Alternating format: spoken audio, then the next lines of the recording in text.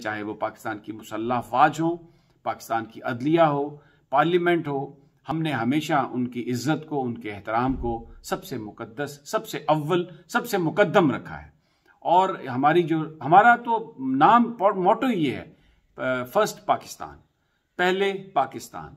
और हम पर तो इल्ज़ाम ये लगता रहा कि हम अदलिया और यानी ये इल्ज़ाम लगाते रहे नून लीग वाले, अपोजिशन वाले, कि हम अदलिया और जो पाकिस्तान की सिक्योरिटी फोर्सेस हैं हम उनके लिए काम कर रहे हैं, हमको उनका एजेंट तक कहा गया। लेकिन अब चेयरमैन पेमरा सलीम साहब ने हम पर दूसरी दफ़ा पाबंदी लगाई है, हमारे लाइसेंस को 30 दिनों तक सस्पेंड किया है। पाकिस्तान में आज तक किसी भी लाइसेंस को टेलीविजन के 30 दिनों के लिए मुअत्तल नहीं किया गया। अगर कभी किसी ने वायोलेशन की भी है, जो कि बाद में कोर्ट ने उसको नल एंड वॉइड करार दिया, पेमरा के उस इकदाम को गलत करार दिया, कोई आज तक जो चैनल सस्पेंशन का एक भी जो इकदाम है उसको पाकिस्तान की अदलिया ने, पाकिस्तान की किसी आला अदालत ने उसको नहीं कहा कि ये दुरुस्त था और ये ठीक था। लेकिन कभी किसी का 30 दिनों के लिए लाइसेंस सस्पेंड नहीं हुआ, लेकिन हमारा हुआ। और ये कोशिश की पेमरा ने कि वो अदलिया के कंधे पे रख के बंदूक चलाए। हम पर इल्ज़ाम ये लगाया कि हम अदलिया की तौहीन के मुर्तकब हुए हैं। कतई तौर पर गलत है, बेबुनियाद है, ऐसा नहीं है। बोल पर पाबंदी इसलिए 3-4 वजूहात है। आप मुझे थोड़ा टाइम दीजिएगा, 5-7 मिनट, मैं आपको पूरी तफसील से ये बताना चाहता हूँ। एक तो ये कोइंसाइड है, ये चीज़, ये कोइंसिडेंस है, कोइंसाइड कर गई है, मुझे नहीं पता, लेकिन मैं आपके गोश गुजार ये करना चाहता हूँ। हम इस पे बिलीव नहीं करते कि बगैर सबूत के किसी पर इल्ज़ामात लगाएं।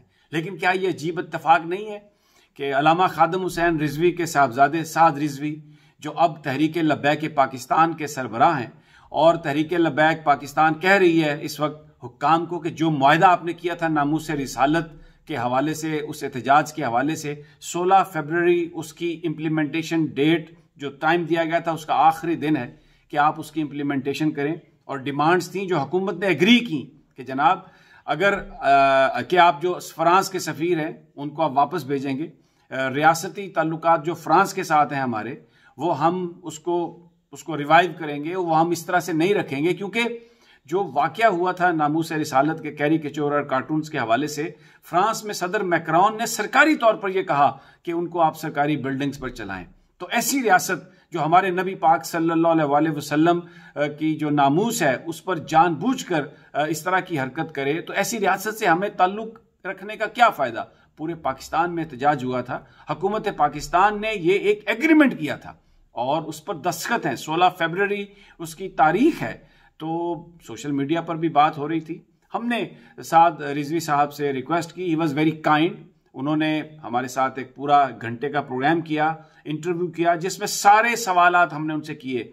आइंदा का लाहेअमल क्या है, खादम हुसैन रिजवी साहब के आखिरी जो लम्हात थे उन्होंने क्या उनसे गुफ्तगू की, और वो शख्स, वो फकीर आदमी किस तरह के घर में रहता था। हमने जाके वहां पर देखा, एक 3 बेडरूम का फ्लैट था जिस पर यह इल्जाम लगता था कि एजेंसियों का करिंदा है, जिस पर यह इल्जाम लगता था कि ना जाने किस लालच में उसने क्या कुछ कर दिया। वो सब हमने उसको कैमरे में महफूज किया, कैमरे की आंख ने उसको महफूज किया आप लोगों को बताने के लिए। बोल कभी भी जो हमारे अवाम के मामलात हैं, जो हमारे मुल्क के मामलात हैं, उनमें हमेशा हमने अवाम और इदारों का साथ दिया। तो ये मैं आप पर छोड़ता हूं, आप फैसला करें। नामूस रिसालत को यहां पर इस मुल्क में मजबूर करने वाले कि उसको कंप्रोमाइज उस पर किया जाए। बहुत सारे लोग जो तौहीन अदालत, ये जो तौहीन रिसालत के कवानीन हैं उसको बदलने की, तब्दील करने की बहुत सारी कोशिशों में है, बड़े बड़े लोग कोशिशों में है। मैं फिर भी इल्जाम नहीं लगाता, लेकिन मैं आपसे ये बता रहा हूं कि जिस दिन हमने ये इंटरव्यू किया सुबह में, उस दिन शाम को चैनल पे 30 दिन तक की पाबंदी लगा दी गई। और अगर आप काउंट करें तो इन 30 दिनों में वो 16 फरवरी का दिन भी बीच में गुजरता है।